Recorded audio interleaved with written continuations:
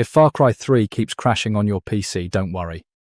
I had the same problem, and in most cases you can fix it without doing anything complicated.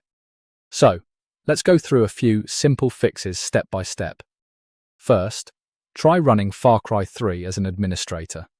Find the game's shortcut or executable file.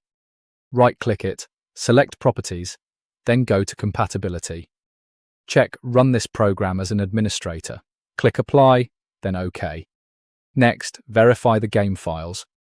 If you're using Steam, open your library. Right-click Far Cry 3 and select Properties. Go to Installed Files and choose Verify Integrity of Game Files. Steam will check for missing or damaged files and replace them. Another thing to check is compatibility mode. Go back to the game's executable file. Open Properties, then Compatibility. Try running the game in Windows 7 compatibility mode. This can help, especially on newer versions of Windows. Now, update your graphics driver.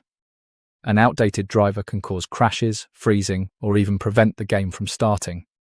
Visit your graphics card manufacturer's official website and install the latest driver for your GPU. You can also lower the game's graphics settings.